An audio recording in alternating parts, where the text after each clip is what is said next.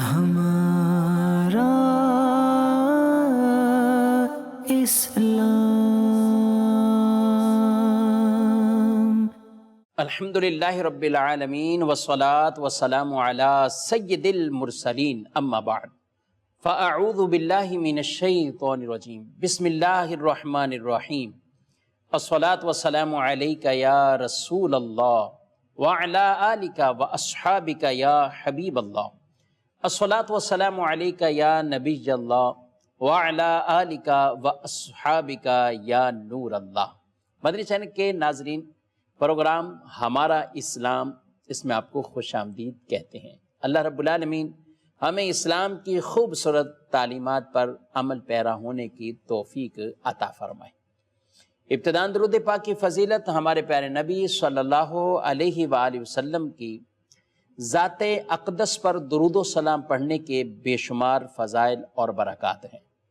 انہی میں سے ایک روایت میں یہ بات ارشاد فرمائی گی کہ جو شخص مجھ پر ایک بار درود پڑھتا ہے، اللہ اس پر 10 رحمتیں نازل فرماتا ہے، اس کی 10 خطاؤں کو معاف فرماتا ہے، 10 اس کے درجے بلند فرماتا ہے، اور جتنا آدمی درود یعنی گویا کہ پڑھتا جائے، رحمتیں اتنی ہی زیادہ اس پر برستی رہیں گی۔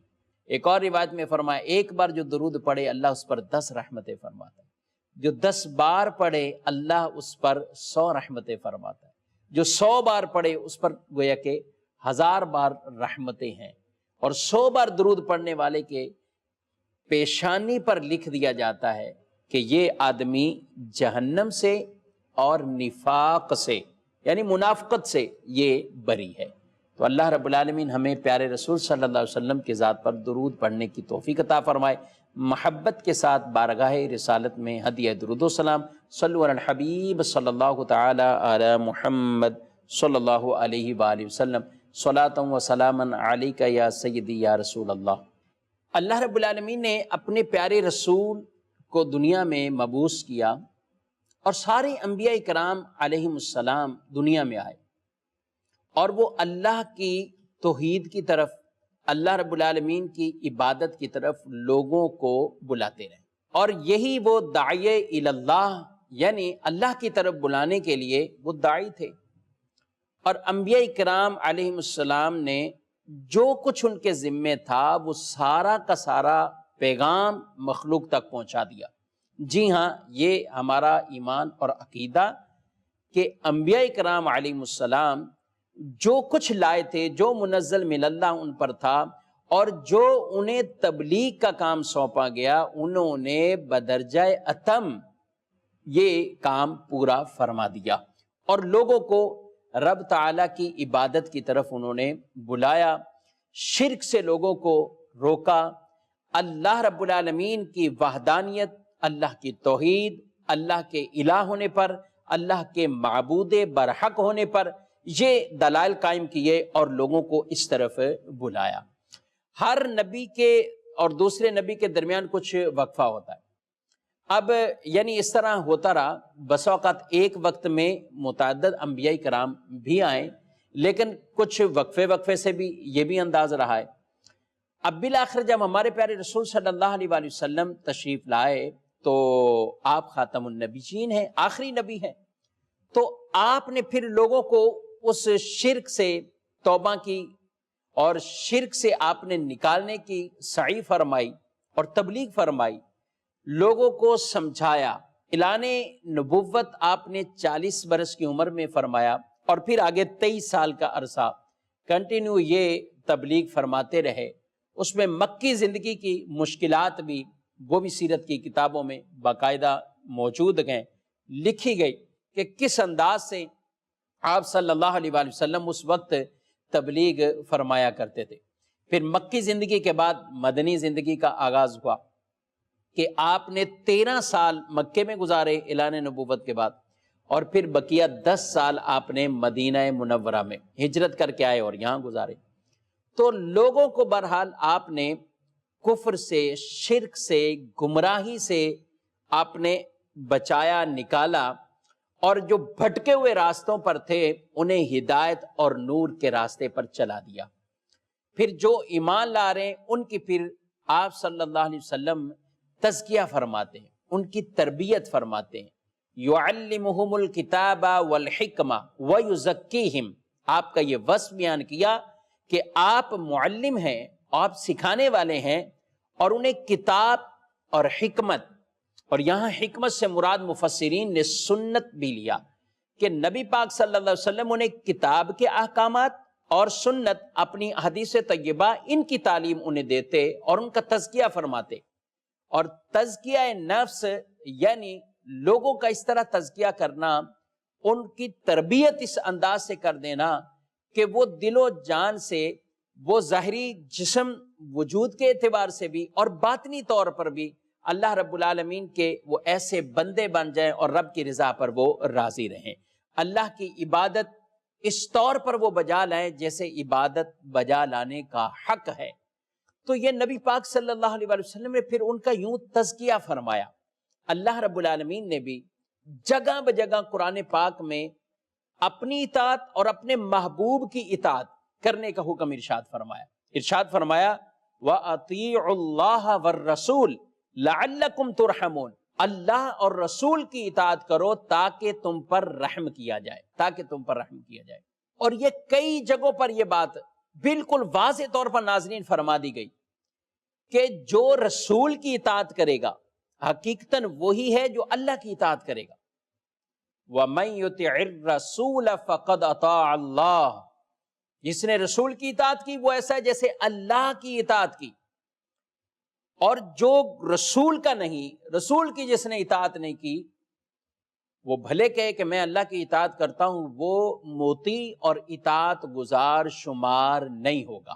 بالکل یہ دو ٹوک فیصلہ ہے، قرآن میں واضح سے بیان فرما دیا، بلکہ یہ فرما دیا کہ جو رسول کی اطاعت کرے وہ ایسا ہے جیسے اللہ کی اطاعت کر دی، کیونکہ رسول اسے کوئی بھی ایسا حکم ایسا نہیں دیں گے کہ جو اللہ کی منشا مشیت کے برخلاف ہوگا، وہ رسول وہی حکم دیں گے جو اللہ رب العالمین کو بھی راضی کرنے والا ہے۔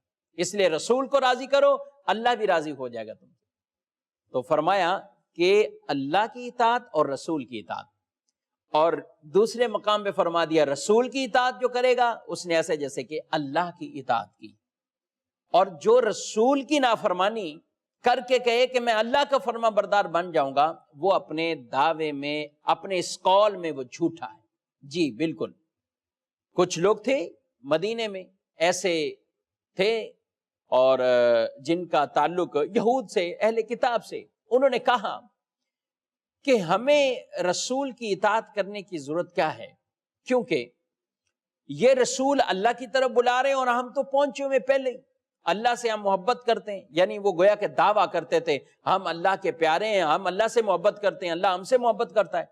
تو اللہ رب العالمین نے قرآن پاک میں انہیں بھی محبوب صلی اللہ علیہ وسلم کی زبان سے یہ جواب ارشاد فرما دیا، قُلْ إِن كُنْتُمْ تُحِبُّونَ اللَّهَ فَاتَّبِعُونِي يُحْبِبْكُمُ اللَّهُ، اے محبوب آپ فرما دیں اگر تم اللہ سے محبت کرتے ہو، تم کہتے ہو ہم محبت کرتے ہیں اللہ سے، تو میری اتباع میں آ جاؤ، میری اتباع میں آ جاؤ۔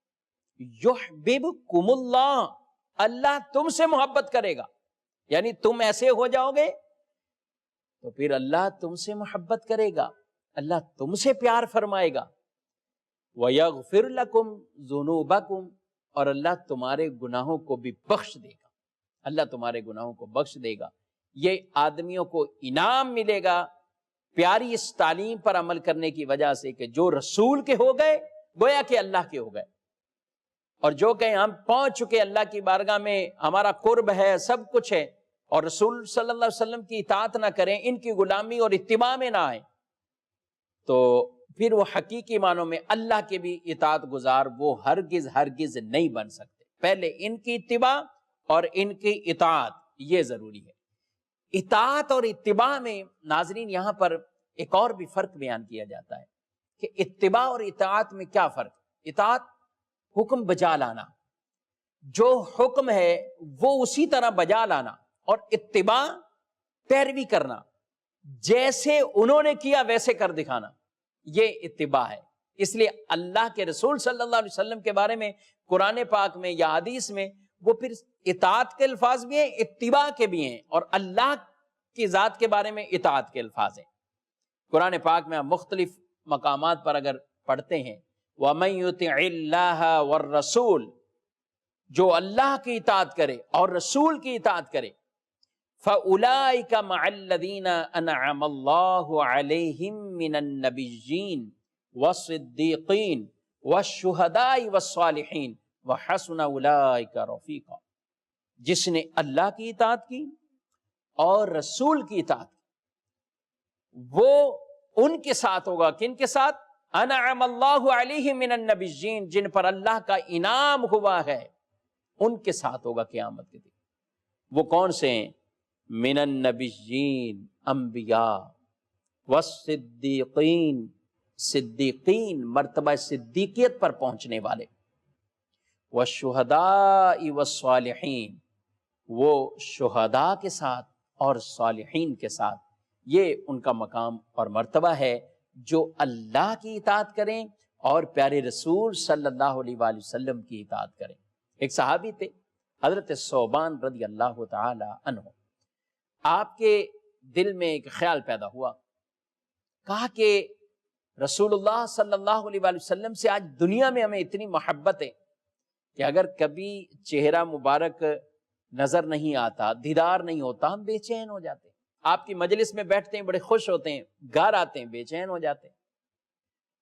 تو دل میں ان کے خیال پیدا ہوا کہ قیامت کے دن پھر آگے جنت تو اللہ ضرور آپ کے صدقے ہمیں دے گا، لیکن جنت میں انبیاء کے مقام مرتبے بہت بلند بالا ہوں گے، اور رسول اللہ صلی اللہ علیہ وسلم کا مقام مرتبہ سب سے بلند اور بالا ہوگا۔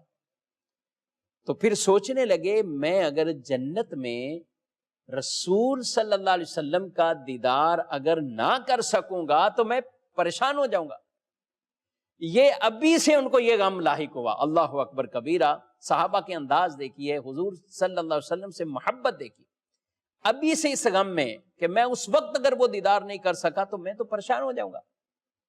تو رسول اللہ صلی اللہ علیہ وسلم کی بارگاہ میں حاضر ہو گئے اور آ کر یہ اپنا مدعا پیش کیا، اپنا سوال پیش کیا، غمگین حالت کیوں بنائی ہوئی وہ پیش کیا۔ یا رسول اللہ، کوئی مرض نہیں، کوئی تکلیف نہیں، بس یہ ذہن میں سوال ہے کہ قیامت کے دن اور پھر آگے جنت، یہ آپ کا اگر دیدار نہ ہو سکا تو میں تو وہاں بھی پریشان ہو جاؤں۔ آپ صلی اللہ علیہ وسلم خاموش ہو گئے۔ جب حضور علیہ السلام خاموش ہوتے تو صحابہ سمجھ آتے کہ اللہ کی وحی اب نازل ہوگی، اب اللہ کا پیغام آئے گا۔ تو اللہ نے قرآن پاک میں یہی ارشاد فرمایا، وَمَن يُطِعِ اللَّهَ وَالرَّسُولَ، جو اللہ کی اطاعت کرے اور رسول کی اطاعت کرے، فَأُولَئِكَ مَعَ الَّذِينَ أَنْعَمَ اللَّهُ عَلَيْهِم مِّنَ النَّبِيِّينَ، تو وہ ان کے ساتھ ہے جن پر اللہ کے انعام ہیں۔ کون؟ یعنی کن کے ساتھ؟ من النبیین، نبیوں کے ساتھ، والصدیقین، اور صدیقین کے ساتھ، والشہداء والصالحین، اور شہداء کے ساتھ اور صالحین نیک لوگوں کے ساتھ۔ اللہ فرماتا ہے وَحَسُنَ أُولَئِكَ رَفِيقًا، یہ کتنے اچھے ساتھی ہیں، یہ کتنے اچھے ساتھی ہیں کہ جن کو اللہ آخرت میں بھی یہ رفاقتیں عطا فرمائے گا۔ سبحان اللہ۔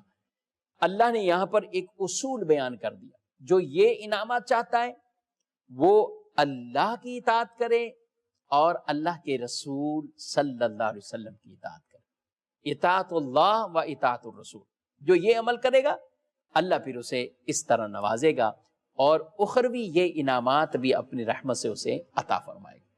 تو لہذا اس اصول کے مطابق جو اللہ اور اس کے رسول کی اطاعت کرے گا اسے یہ انعامات ملے گا۔ مسلمان کامل وہی ہے، اپنے قول میں، اپنے فعل میں، اپنے کردار میں، اپنے انداز میں اس کے یہ ساری چیزیں اتباع رسول والی ہونی چاہیے۔ رسول اللہ صلی اللہ علیہ وسلم کی تعلیم سے آج اس کا بڑا فقدان ہے، کمی، کہ رسول اللہ صلی اللہ تعالی علیہ وآلہ وسلم کی باتیں، حدیث، آپ کی سیرت مبارکہ، آپ کے وہ انداز، وہ ہمارے لیے ایک آئیڈیل ہیں۔ لَقَدْ كَانَ لَكُمْ فِي رَسُولِ اللَّهِ أُسْوَةٌ حَسَنَةٌ، اللہ نے فرمایا تمہارے لیے زندگی گزارنے کا بہترین نمونہ رسول اللہ صلی اللہ علیہ وسلم کی زندگی ہے۔ آپ صلی اللہ علیہ وآلہ وسلم جب کفار مکہ کے سامنے اللہ کی توحید کا درس دیا تو سب سے پہلے اپنے کردار کو آپ نے دلیل بنا اور ارشاد فرمایا میں تم میں ایک زندگی گزار چکا ہوں، میری زندگی تمہارے سامنے۔ آپ پہاڑی پر جب ان کو لے کر گئے اور یہی فرمایا اگر میں کہوں اس پہاڑی کے پیچھے سے تم پر کوئی قوم حملہ کرنے لگی تو انہوں نے یہی کہا آپ سچے ہیں، آپ امین ہیں، آپ سے کبھی کسی طرح کی غلط بیانی اور جھوٹ وہ ہم نے سنا ہی نہیں، یعنی ہم مان جائیں گے کہ آپ سچ کہتے ہیں۔ حالانکہ پہاڑی پر بظاہر اس طرح کسی کو کوئی پیچھے سے نظر نہیں آ رہا، لیکن وہ کہنے لگے آپ کہیں گے تو ہم مان جائیں گے۔ تو آپ صلی اللہ علیہ وسلم نے فرما دیا کہ جب تم یہ میرے بارے میں مانتے ہو اور میں نے تمہارے اندر بھی ایک عمر گزار دی ہے تو پھر اپنا اعلان نبوت بھی فرمایا اور فرما دیا میں اللہ کا نبی ہوں، میں تمہارے پاس یہ دین لے کر آیا۔ سبحان اللہ، یعنی اپنے کردار کو پہلی دلیل آپ نے پیش کی، اپنے حسن اخلاق کو، اپنے لین دین کے معاملات کو، اور اتنے اعلیٰ کردار بھی ان کا اعلیٰ، اخلاق بھی اعلیٰ، صورت بھی اعلیٰ، سیرت بھی اعلیٰ۔ تبھی تو دشمن بھی اپنے پیسے، اپنی رقم، اپنے زیورات، اپنی قیمتی اشیاء ان کے پاس رکھتے تھے کہ ہمارے پیسے، رقم، سب کچھ یہاں محفوظ ہیں، اپنے گھروں میں ان کو نہیں تسلی، اپنے رشتہ داروں میں تسلی نہیں ہے، لیکن سوچتے تھے کہ یہاں ہمارا یہ سرمایہ سب محفوظ ہے۔ کیوں؟ کیونکہ سرکار صلی اللہ علیہ وسلم کے انداز ان کے سامنے۔ تو آج ہمیں بھی ضرورت ہے کہ اپنے قول، فعل، عمل، ہر چیز میں رسول اللہ صلی اللہ علیہ وآلہ وسلم کی اتباع ہم اختیار کریں۔ مفتی احمد یار خنیمی رحمۃ اللہ کی تعالی علیہ نے لکھا کہ انسان کی صورت میں ایک ظاہری صورت اور ایک چھپی ہوئی، یعنی ایک ظاہر ایک باطن آپ کہہ لیں۔ ظاہر صورت کے اعتبار سے وہ اس میں بھی اطاعت اور اتباع بجا لائے۔ آپ صلی اللہ علیہ وسلم نے چہرے پر داڑھی سجائی، سبحان اللہ، حضور کی عظیم سنت مبارک جس کو واجب، جس کا حکم بیان کیا گیا، ایک مٹھی داڑھی رکھنا واجب، یہ تشوا کر کم کرنا یا مڈھا دینا گناہ کا کام۔ آپ صلی اللہ علیہ وسلم کی ظاہری اطاعت، اتباع، یہ داڑھی چہرے پر رکھی۔ آپ صلی اللہ علیہ وسلم یعنی فرمایا ہمارے جسم میں دو طرح کے اعضاء ہیں، ایک ظاہری ہیں اور ایک باطنی ہیں۔ ظاہراً بھی ہم حضور کی طرح اتباع والے معاملات کریں اور باطن کے اعتبار سے یعنی دل و دماغ میں ایسا اسلام کو وہ رنگ چڑھا ہوا ہو، اتباع رسول کا رنگ چڑھا ہوا ہو کہ ظاہر بھی ان کی طرح ہو جائے اور باطن بھی ہمارا ایسا ستھرا ہو جائے کہ جن چیزوں سے رسول اللہ صلی اللہ علیہ وآلہ وسلم کی تعلیمات ہیں کہ اس سے منع کیا وہ ہمارے دلوں سے نکل جائے، وہ چاہے حسد ہے، وہ چاہے بغض ہے، کینہ ہے، حب جاں ہے، حب مال ہے، طرح طرح کی یہ چیزیں کہ جس کے ذریعے انسان پر شیطان حملہ آور ہوتا ہے۔ تو ظاہراً بھی اپنے آپ کو اتباع رسول والا بنانا اور باطناً بھی اپنے آپ کو اتباع رسول والا بنانا، یہ ہم مسلمانوں سے، امتیوں سے یہ مطلوب ہے اور یہ مقصود ہے۔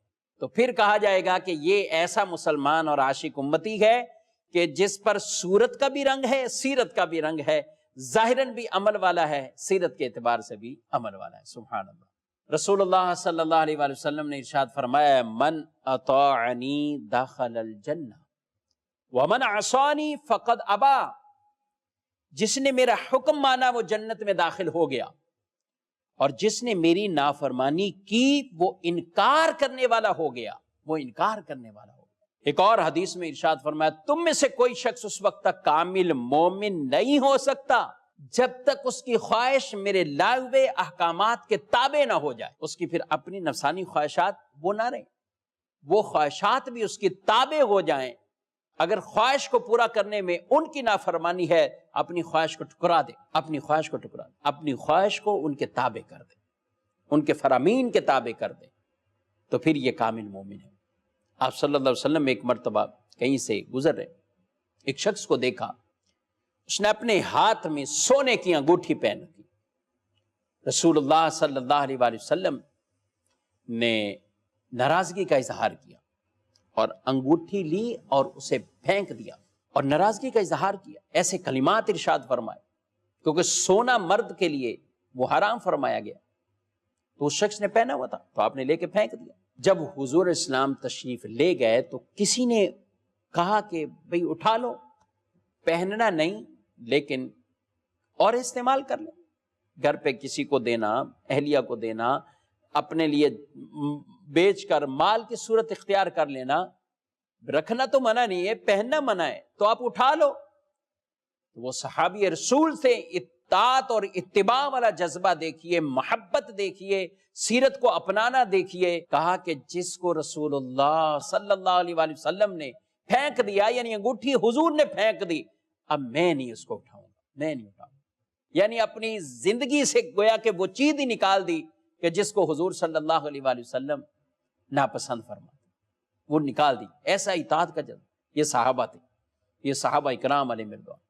کسی کے گھر کو دیکھا عالیشان بنا ہوا ہے، حضور صلی اللہ علیہ وآلہ وسلم نے کوئی چہرے سے پسندیدگی کا اظہار نہ کیا، بس اس انصاری صحابی کو کسی نے اتنا بتایا کہ حضور علیہ السلام یہاں سے گزرے تھے، آپ کا گھر پوچھا، اور چہرے سے کچھ اثرات پسندیدگی والے نہیں تھے، ناراضگی والے گویا کہ تھے۔ اپنے گھر کو ہی ختم کر ڈالا، توڑ ڈالا، جو حضور کو پسند نہیں وہ میری پہ پسند ہے۔ یہ صحابہ کے عشق تھے، محبت، جو حقیقی معنوں میں آدمی کو اطاعت اور اتباع کی طرف لے کر آئے۔ جس چیز سے حضور نے منع کیا، وہ چاہے سود ہے، وہ چاہے جوا ہے، چاہے حرام روزی ہے، اپنی نگاہوں کو حرام سے بچانا ہے، اپنے کان کو، اپنے ہاتھوں کو، اپنی آنکھوں کو، اپنے وجود کو یہ جو برائی اور بدکاریوں سے بچانا ہے، برے کاموں سے بچانا ہے، گناہ کے کاموں سے بچانا ہے، یہ جتنی چیزیں بیان کی گئی، وہ کیا کرے آدمی؟ ان تمام چیزوں کو اپنی زندگی سے مائنس کر دیں، یہ مائنس کرے گا۔ یہی منشا ہے شریعت کا کہ محبوب کی اطاعت کرو، اتباع کرو، تو جب ظاہراً باطناً ان کی اتباع اور اطاعت والے معاملات ہم اپنائیں گے تو انشاءاللہ ظاہر بھی اچھا ہو جائے گا اور باطن بھی اللہ نور نور فرما دے گا، باطن بھی نور نور فرما دے گا۔